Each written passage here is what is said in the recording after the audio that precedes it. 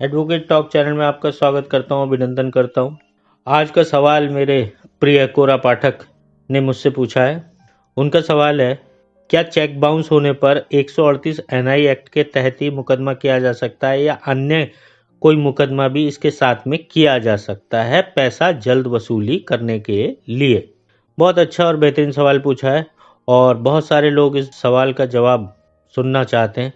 और civil case का नाम सुनते ही बहुत से लोगों के दिमाग में ये सवाल भी उठ सकता है कि साहब सिविल केस से क्या फ़ायदा, 138 एनआई एक्ट का केस तो हमने ऑलरेडी अदालत में कर रखा है। सिविल केस करके क्यों हम बहुत लंबे समय तक जो है इंतज़ार करें कि हमारी पेमेंट जो रुकी हुई है वो मिलेगी या नहीं मिलेगी, क्योंकि सिविल केसों के बारे में आमतौर पर ये धारणा होती है कि वो दादा लड़े और पोता बढ़ते के हिसाब से चलते हैं, यानी उनमें कई सालों का समय लगता है। मगर अब क्योंकि मुझसे सवाल पूछा गया और आप सब जानते हैं जनाब कि मैं अपनी माँ का लाडला हूँ और उसकी नज़र में दुनिया का सबसे बड़ा वकील हूँ, तो उस नाते से मैं आपके सवाल का जवाब देना उचित समझता हूँ। तो जनाब मेरा जवाब है जी हाँ, आप बिल्कुल आप अपने पैसे की वसूली के लिए 138 एनआई एक्ट के अलावा भी सिविल केस कर सकते हैं। न सिर्फ चेक के मामलों में बल्कि आप ने यदि किसी को उधार दिया है, आपके पास कोई वचन पत्र है, कोई हुंडी है, कोई बिल है और या किसी भी तरह का कोई कर्ज आपको किसी से वसूलना है और उसके आपके पास प्रॉपर डॉक्यूमेंट हैं, तो आप बिल्कुल जनाब एक सिविल केस फाइल कर सकते हैं। भले ही आपने 138 फाइल कर दिया है, उसके बावजूद भी कर सकते हैं।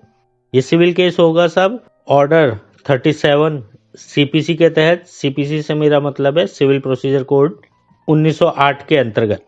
अब आप पूछेंगे साहब ये नवीन जी, ये तो सिविल केस है, सिविल केस में तो बहुत समय लगने वाला है, इतने समय क्यों इंतजार किया जाए? तो जनाब नहीं, ऐसा नहीं है। ये ऑर्डर 37 में जो सीपीसी का है, इसमें जो ये सिविल केस का प्रोविजन है, ये समरी सूट है। समरी का मतलब है कि ये छोटे में निपटाने का काम करता है।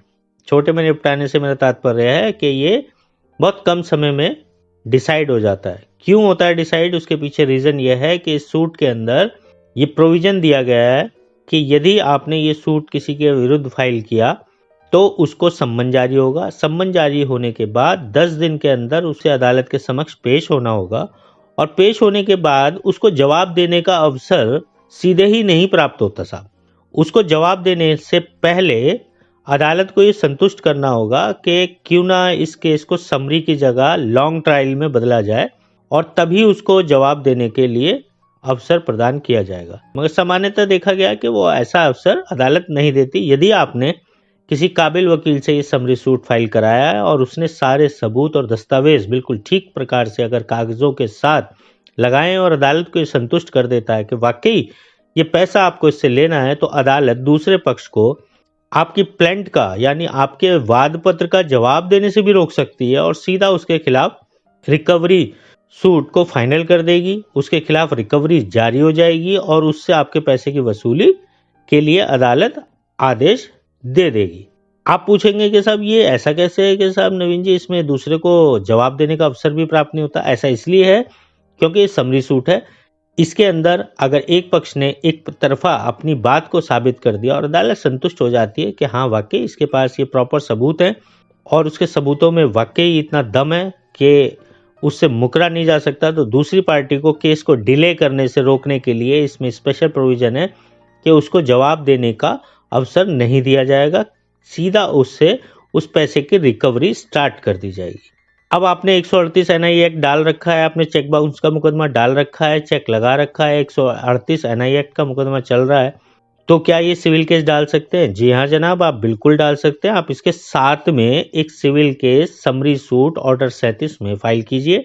उस फाइलिंग के बाद अपोजिट पार्टी को नोटिस जारी होगा, उसे 10 दिन के अंदर अपना रिप्लाई फाइल करना होगा, कोर्ट में हाजिर होना होगा।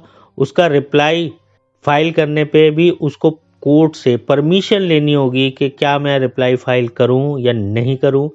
अदालत में एक समरी बहस होगी। अगर उस बहस में आपके वकील ये साबित करने में कामयाब हो गए कि ये रिप्लाई केवल केस को डिले करने के लिए डाला जा रहा है और आपके पास सफिशिएंट प्रूफ है, सबूत हैं जो ये साबित करते हैं कि उसको ऊपर आपका पैसा निकलता है, वो पैसा चाहे चेक के रूप में हो, चाहे किसी बिल के रूप में हो, किसी हुंडी के रूप में हो या कर्ज के रूप में हो, अगर आपने सफिशिएंट सबूत दे दिया तो अदालत दूसरे पक्ष को रिप्लाई देने से रोक देगी और 10 दिन के बाद तुरंत उसके विरुद्ध रिकवरी की कार्रवाई स्टार्ट हो जाएगी। यदि वो 10 दिन में नहीं आता और उसके पास सम्मन तामील हो गए, तब भी ये कार्रवाई स्टार्ट हो जाएगी और उसको हर हालत में आपके पैसे को वापस करना होगा। यदि वो नहीं करता तो अदालत रिकवरी जारी करेगी। रिकवरी में उसकी संपत्ति कुर्क करके या उसकी संपत्ति जब्त करके आपको आपका पैसा वापस दिलवाया जा सकता है। तो उम्मीद है जनाब आपको इस सवाल का जवाब बेहतर तरीके से मैंने दिया होगा, आपको पसंद आया होगा और आपके काम आने वाला जवाब है। तो इसलिए अब अंत में अपने सभी YouTube के श्रोताओं से और कोरा के सम्मानित पाठकों से जो इस जवाब को सुन रहे हैं, उनसे अनुरोध करना चाहूँगा कि आप चैनल को लाइक कीजिए, सब्सक्राइब कीजिए, बेल आइकन को दबाइए और इस जवाब को जितना हो सके शेयर कीजिए जनाब, क्योंकि कुछ ना करने से कुछ करना बेहतर होता है। नमस्कार जनाब, धन्यवाद।